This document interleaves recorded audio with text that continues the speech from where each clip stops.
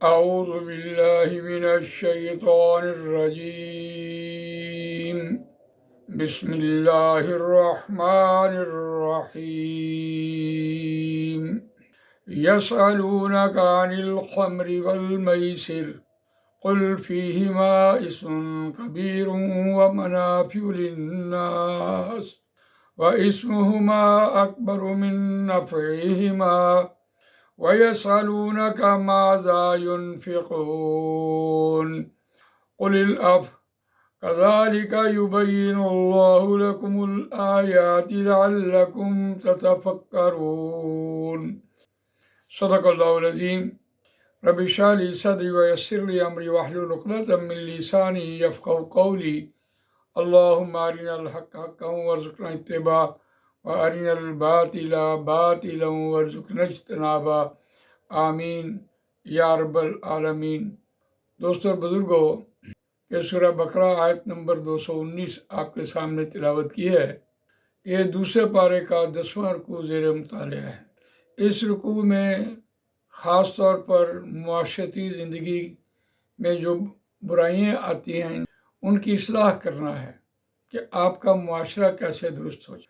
اس سے پہلے ہم نے دیکھا حالات کیسے بھی ہوں، آپ نے کم سے کم درجے میں مسلمان کیسے رہنا ہے تاکہ اللہ کی رحمت کے امیدوار بن جائیں اور اللہ تعالیٰ اپنی رحمت کے سائے میں ہمیں ڈھانپ لے اور ہمیں جنت دے دے۔ تو یہ معاشرتی طور پر جب تک معاشرہ درست نہیں ہوتا تو اس وقت تک انسان خود بھی نیکی پر کاربند نہیں رہ سکتا۔ یہ بالکل درست بات ہے۔ اگر مارکیٹ میں 2 نمبر چیز مل رہی ہو تو آپ نے 1 نمبر کہاں سے لے کے آئیں گے؟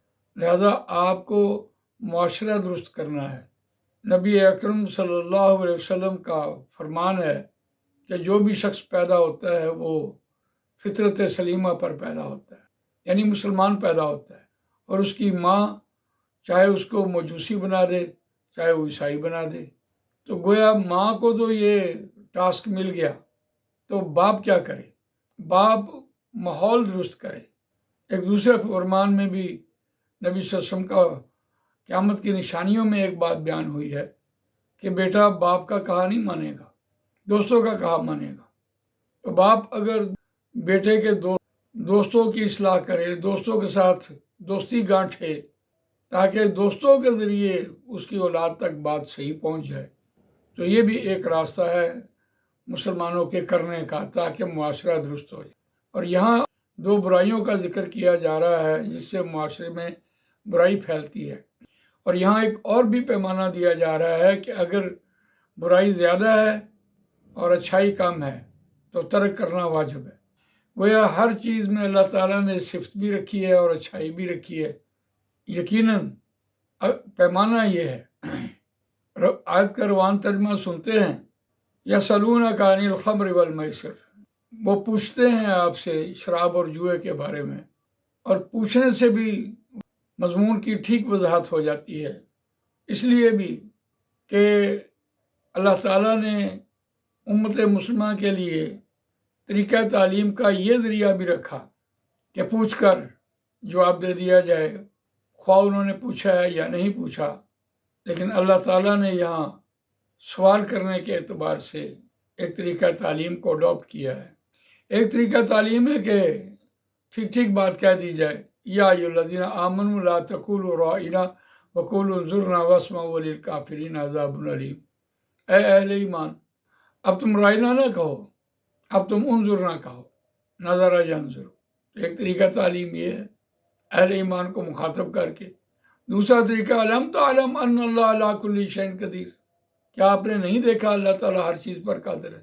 اب یہ طریقہ بھی ہے متوجہ کرنا۔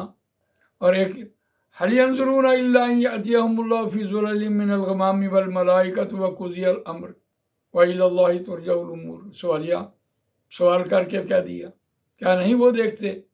اس اعتبار سے۔ اور ایک یہ طریقہ بھی ہے، قرآن مجید میں یہ طریقہ 14 بار آیا، یسألونک عن الاحلہ، یسألونک عن الشہر الحرام قتال فیہ، یسألونک ماذا ينفقون، یسألونک عن الخمر والمیسر۔ اے نبی صلی اللہ علیہ وسلم، وہ آپ سے پوچھتے ہیں شراب اور جوئے کے بارے میں، ظاہر بات ہے شراب بھی اور جوا بھی دونوں معاشرتی برائیاں ہیں۔ جو شخص شراب پیے گا پھر وہ لازمی بات ہے زنا کرے گا اور معاشرے میں اخلاق برباد ہو جائے گا، کوئی قدر ہی نہیں رہے گی۔ ماں کے ساتھ بھی وہی ہے، اور بہن کے ساتھ بھی وہی ہے، اور بیٹی کے ساتھ بھی وہی کچھ لگا ہے، اور بیوی کے ساتھ بھی وہی کچھ لگا ہے، تو اخلاق کدھر گیا؟ اس اعتبار سے کہ معاشرتی زندگی کی سب سے بڑی برائی جو قرآن نے یہاں بیان کی کہ شراب سے انسان اس کے اندر حیوانیت زیادہ ہو جاتی ہے۔ اور دوسرا جوا بھی کہتے جوا کسی کا نہ ہوا، یعنی اگر آپ کسی جوئے والے کو دیکھیں بلا شبہ وہ وہاں سے مال تو کماتا ہوگا، کوئی شخص ہے وہ کہے کہ میں نے جوئے سے اتنی رقم کما لی ہے، اور ایک ذریعہ بنایا کہ میں ادھر سے میں جوا کھیلتا ہوں اور ادھر سے میں یتیموں کی پرورش کر رہا ہوتا ہوں۔ یہ غلط بات ہے۔ جوئے سے جو برائی پیدا ہوتی ہے وہ بغیر کسی محنت کے، بغیر کسی تجارت کے انسانوں کے لیے وہ نفع بخش نہیں ہوتی۔ مال آیا، ایک سے مال آیا دوسرے کی جیب میں چلا گیا۔ اس کو اگر تجارت کے ساتھ آپ دیکھیں تو تاجر آدمی مال خریدتا ہے اور اللہ کی آس میں بیٹھتا ہے اور پھر بارگیننگ کرتا ہے، پھر سودا بیچتا ہے، دوسروں کو نفع پہنچاتا ہے۔ اس جوئے میں کون سا نفع ہے؟ یہ تو معاشرتی برائی ہے۔ اور یہ بھی مضمون قریب چلا جائے گا سود کے، بیٹھے بٹھائے وہ بھی سود جو ہے وہ پیسے مل رہے ہوتے ہیں۔ تو اس اعتبار سے اس کو دیکھیے، تو پوچھا جا رہا تھا شراب اور جوئے کے بارے میں، قل فیہما اسم کبیر و منافع للناس، اے نبی صلی اللہ علیہ وسلم کیا فیہما اسم کبیر، ان دونوں میں بہت بڑا گناہ ہے، اور منافع للناس، اور یہ انسانوں کے لیے منافع بخش بھی ہے، اس میں نفع بھی ہے۔ آپ دیکھیے آپ کی دوائیوں میں الکوہل پڑتی ہے، ایسے بھی کسی بچے کو کسی وقت سردی لگ جائے تو اس کو تھوڑی بہت دینے سے وہ ہیٹ ہو جاتی ہے۔ اسمہما کبیر اور اسمہما اکبر من نفعہما، اور ان دونوں کا گناہ اکبر ہے، بہت بڑا ہے، من نفعہما، کمپیریزن آ گیا ان دونوں کے نفع سے۔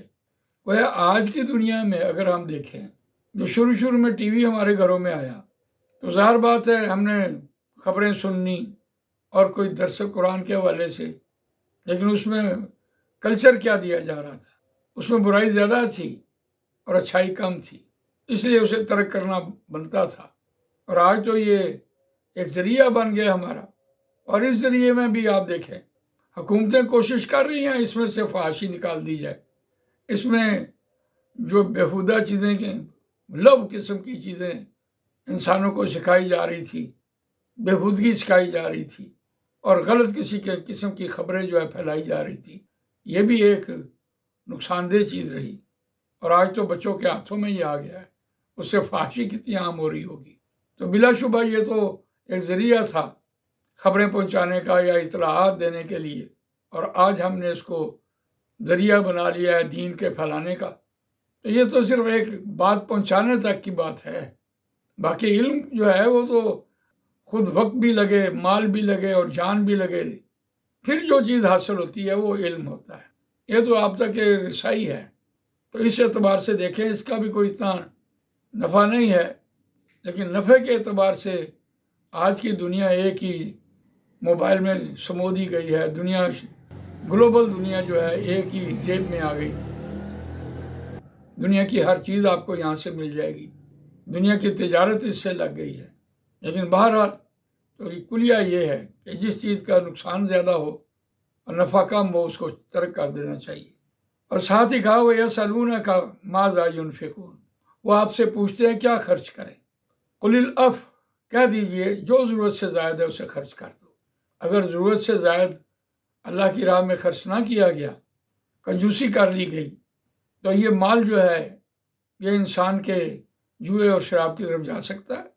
اس لیے یہاں منع کیا گیا کہ جو ضرورت سے زائد ہے اسے خرچ کر دیں۔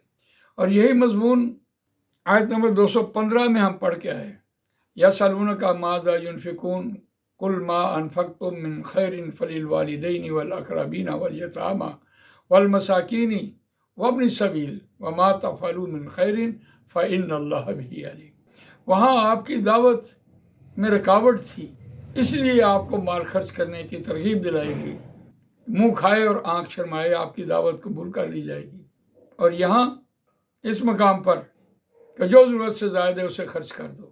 کذالک یبین اللہ لکم الآیات لعلکم تتفکرون، اسی طرح اللہ تعالیٰ ہوتا ہے کھول کر بیان کرتا ہے جس میں کوئی ابہام نہ ہو، واسطے تمہارے آیات، شاید کہ تم غور و فکر سے کام لو۔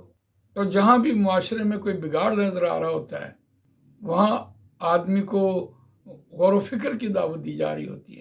دو اصطلاحات بیان ہوئی ہیں قرآن مجید میں، ایک تذکر ہے اور ایک تفکر ہے۔ تذکر کا مطلب ہے نصیحت پکڑنا، اور تفکر کا مطلب ہے غور و فکر کرنا، تذکیر کرنا، یاد دہانی کروانا۔ جس چیز کا فکر ہوتا ہے اس کی یاد دہانی انسان کرواتا ہے، اور جس کا فکر نہیں ہوتا اس کا ذکر نہیں ہوتا۔ تو یہ دونوں چیزیں آپس میں لازم ملزوم ہیں۔ فی الدنیا والآخرہ، یہاں آ کر بات مکمل ہوئی ہے۔ یہ دنیا آخرت کی کھیتی ہے، یہاں جو بیج بو گے وہ اگلے جہان کاٹو گے۔ تو دنیا اچھی ہوگی تو آخرت بھی اچھی ہو جائے گی۔ ہم دنیا کے لیے کوئی کام نہیں کر رہے ہوتے، ہم سمجھتے ہیں کہ آخرت ہماری درست ہو۔ تو یہاں قرآن مجید میں خاص طور پر یہ بات کہی جا رہی ہے، فی الدنیا والآخرہ، دنیاوی زندگی میں اور آخرت کی زندگی میں۔ دنیا بھی اچھائی ہو جائے گی اور پھر آخرت بھی اچھی۔ ربنا آتنا فی الدنیا حسنۃ وفی الآخرۃ حسنۃ وقنا عذاب النار۔ سبحانک اللہم وبحمدک، نشہد ان لا الہ الا انت، نستغفرک ونتوب الیک۔